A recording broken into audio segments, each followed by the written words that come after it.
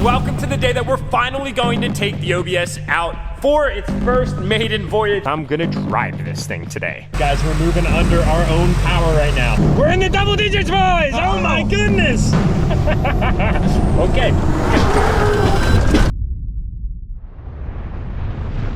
Alright guys, welcome back to the channel. You saw the thumbnail, you saw the title, and this video did not at all go as planned. The first drive that I had envisioned did not play out at all as I expected, and some pretty scary stuff had actually happened. Some things that I kind of expected occurred, which I was prepared for, but the stuff that I wasn't prepared for is what you're about to watch in the video. We legitimately almost lost the OBZ to something that we missed, and I'm gonna be very honest about it. In a project like this, there's a lot of moving pieces, a lot of moving parts, and a lot of time in between, and one little thing that we missed set us up for quite a bumpy ride. Welcome to the day that we're finally going to take the OBS out for its first maiden voyage as a Duramax powered F350. I can't even believe that today is finally here. It felt like it was never going to arrive, and I gotta thank you guys so much for being patient with me and the guys as we've worked through what is quite an experimental process. That's why I wore today's shirt. Diesel truck, it's only money. It's a noun, and it's just one of those things that this truck required a lot of because it was very experimental. There were things that we did that didn't work, that we did that did work, and there was a lot of people along the way that got us to where we are. I'm actually thinking about making a video separately going into the total cost to complete a Duramax swapped, fully built trans F350 that includes the cost of the truck and all the mods that are on it to date before we go any further with it. Now, it's still a little rough around the edges, and it's still showing all of our hard-earned grease and fingerprints everywhere, but I don't care about any of that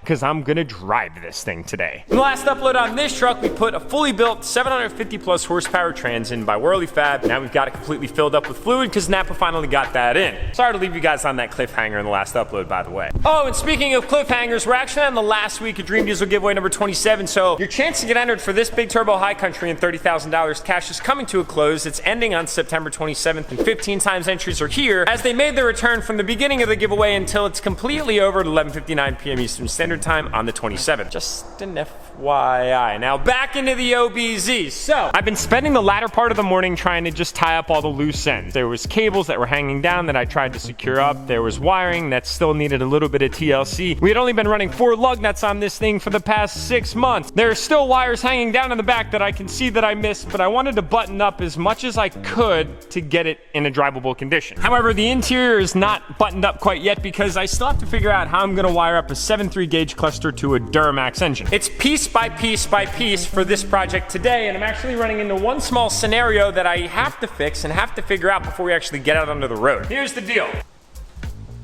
Headlights on. One is dim, one is bright. I think I have an idea as to what it might be, so I gotta open my hood real quick.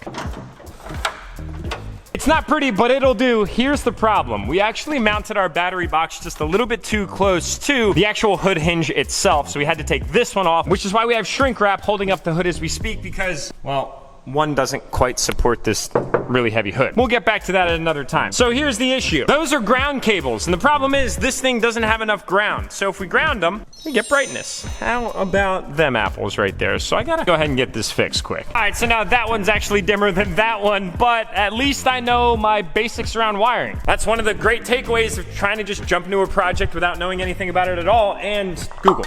And friends. Sometimes you just gotta go full sail into something without really knowing what you're doing, and then you figure it out after the fact. And that way you completely avoid analysis paralysis. All right, we got brightness back to these bad girls back here. Hopefully we don't need the hazards today, but I figured I'd try them anyway. Hopefully that's not foreshadowing anything bad that's gonna happen. Now, I can latch the hood, but the more I think about it truthfully, there could be something that goes wrong. We've checked, double checked, and triple checked ourselves, but there's always something when you've legitimately had an entire vehicle essentially disassembled. So I'm making the executive decision right now that we're actually going to go without a hood today to make sure everything is nice and tight.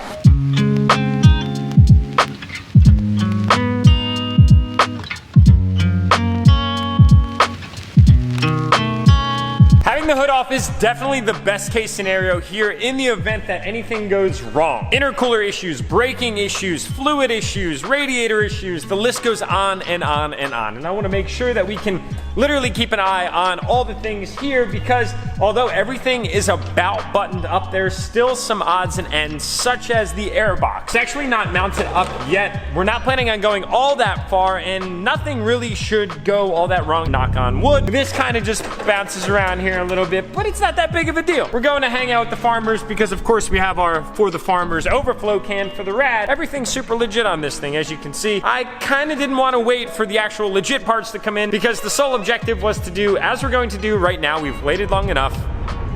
Here we go.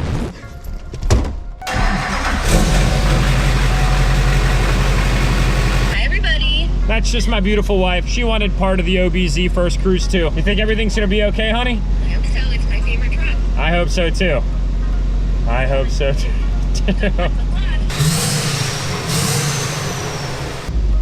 Seatbelt on. We are in reverse. Oh my God, guys, we're moving under our own power right now. Just easing off that brake booster, easing off that new Super Duty Hydro booster. How's she look rolling out, boys? Good, really good. Thing is huge. All right, moment of truth. Giving it a little bit of gas for the first time here. Oh my God, guys, we're driving a Duramax Swapped OBS right now. In my driveway, the NASCAR track, as I like to call it.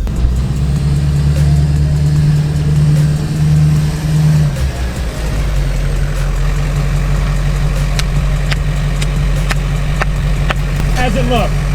Looks great. How's it drive? I think we should go find out. We got J cubed in the OBZ here. All right, guys, look what I'm seeing right now. As I look left, Duramax Y-Bridge, Duramax oil filler. Oh, dude, he just got cranked by the fan. Who got cranked? This guy right here. Watched him fly into the fan, and then he just ended up right here. And then I'm presented with that beautiful sight right there. Yeah, boys, let's head on out to the farm field, shall we? Holy, we shifted, boys. All right, we're legitimately driving a Duramax Swap, LBZ powered, crew cab long bed, F350 Super Duty, dude. It rides really nice, man. Now we are driving without a sway bar right now. We just kind of completely forgot to put that on, but it still isn't making that big of a difference. We're getting boost? Whoa, that was, what the hell was that, bro? Yeah, you lost all your boost. Did it just pop right off, bro? This is why I brought the fire extinguisher. Oh yeah, how about that, dude? It popped right off. I mean, at the end of the day, Busch Light is for the farmers, and luckily we know some farmers, so we're gonna go pay a visit to them right now and tighten down that godforsaken clamp.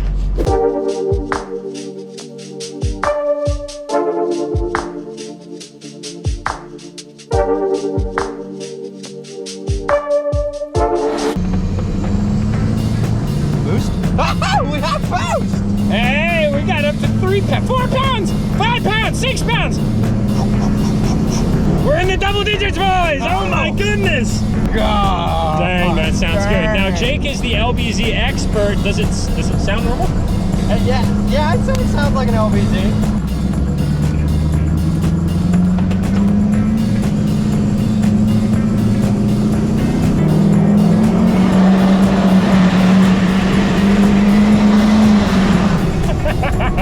Okay.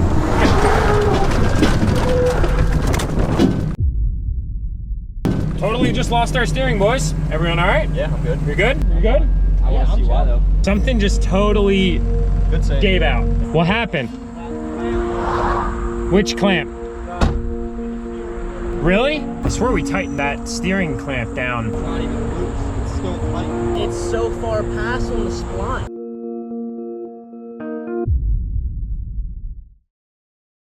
All right, so that definitely wasn't the ideal outcome by any means. Luckily, the truck's okay. Oh my goodness, we're literally like 6 foot away from a pole. The brakes worked great. I completely lost my steering. And the crazy part about it is here, guys, we ensured that the actual steering shaft was connected to the OBS blue top steering box. We had that tightened down to spec, but it somehow completely came dislodged. Luckily, polished wheels can be repolished. The ditch kind of caught us in, well, good favor. And luckily, we found another Ford Samaritan brother to actually help us out of this Ford sticky situation. Luckily, everyone's good. I just completely lost my steering, man. That is frightening.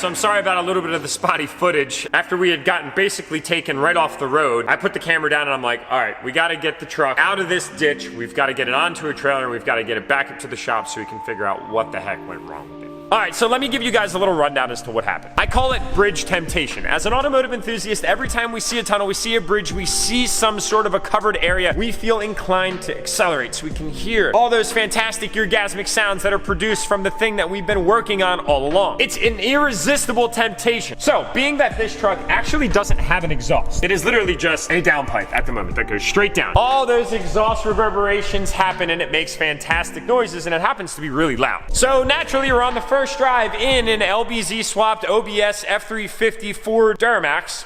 That just cracks me up. And my right foot started to tremble. It started to quiver and it just mashed the throttle. And although it sounded like it was really loud and we were going really fast, we actually weren't. We got up to about 15 miles an hour as I was watching the CTS3 up on the dash. I don't care how fast or slow you're going, when you lose steering and as the driver you lose all control, it gets really freaking scary. Luckily, we weren't going any faster and our objective all along was to stay on these beautiful Lancaster County back roads. I'm very blessed to say that I live surrounded by a whole bunch of farm fields and pretty open land. We were gonna shake down the truck, we were gonna bring it back, we were gonna go over everything again, and then consider taking it out on the highway, but probably do some more troubleshooting on the back roads. Fortunately, in our planning efforts in making sure everything is tight on the truck, we had that common sense and that diligence to realize we should not take this thing right out on the highway. And thank God we listened to our intuition. Sometimes you just gotta go with that gut instinct. Fortunately, seriously, thank the Lord, thank the big man above, he had us in his hands. We are okay, we're all wearing our seatbelts. It's always a safety precaution of ours, even if we're going right down the road. It's just something that I always ask of my guys. And in this instance, especially because we just had to get out, we had to do some troubleshooting. We had to make sure that everything was working. The intercooler boot popping off is kind of somewhat of a routine expectation that was a minimal clamp that was missed. But losing steering,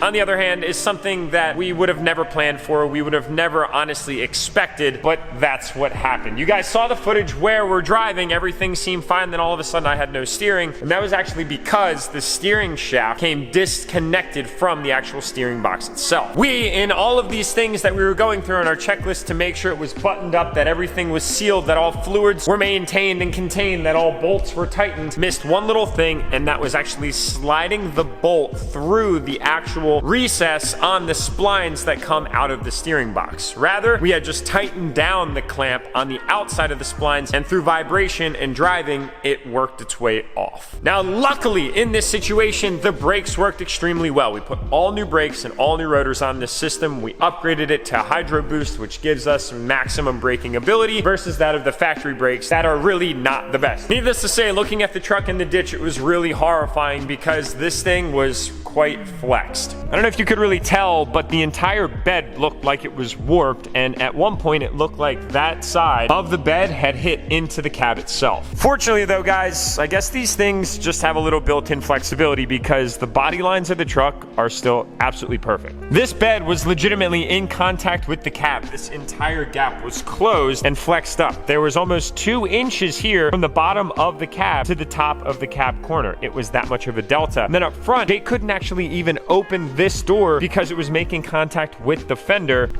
But now, as you can see, it opens up perfectly fine. The wheel did inherit a little bit of scratching. Unfortunately, these specialty forges kind of have gotten beat up, but the fortunate aspect is our buff stuff works extremely well, and it's gonna take out all these little micro scratches that happen from the dirt that literally filled up this like entire wheel. Suspension wise though, everything is good. We went over it again. Everything is tight. Drag link is good. Track bar is good. Tie rod's good. Shocks are good. Everything is good and tight and not bent, and not broken, and not damaged, and we're good, and the truck is good. The outcome couldn't have been any better if we had planned it ourselves. I mean, I guess you can kind of say Henry Ford did in fact roll over in his grave, and he's not going to make this one easy on us. The OBZ, as the Holy Grail, is really making us earn it, and it taught us that a double triple check isn't enough, and we have to go over everything a few times more just to make sure all of our T's are crossed and our I's are dotted. Hopefully next time out is a little bit better with this thing. We're actually going to wait for another part to arrive so we can install the full cooling system. In the interim, we actually put a fill neck in the the top rad hose of the radiator. It works, but it's really difficult to completely purge the system and get all the air out this way. So we actually ended up ordering a Duramax coolant reservoir that'll mount in this general area. That way we can bring up the coolant lines from the bottom radiator hose, connect them, get it connected to the heater grid, and then have a full cooling system versus just this kind of standalone rad and engine system that we have right now. That was really freaking scary, guys, though. I'm not even going to lie. I love you, baby girl. You're really making me work for it. Man, it's only gonna create even more of a tight sentimental bond. Also, I gotta give myself some credit, man. That holy grail split between the double back window looks freaking sick. And so does that one over there on old Big Bertha, I must say so myself. The Chevy corner right now is real. So bad news in the beginning, but all around good news in the end. I'm very grateful that everybody is okay. And we'll chalk this one up as a lesson and we'll continue to fail forward. I wouldn't say practice makes perfect, but it definitely makes progress. And that's where I'm gonna end on this video, guys. Dream Dozer Giveaway 27 ends on the 27th of September, and 15 times entries are here until that giveaway is completely over. Thank you guys so much for the support. Your fellowship means the world. I love y'all. Hit that subscribe button, like button on your way out, and I'll see y'all in the next video.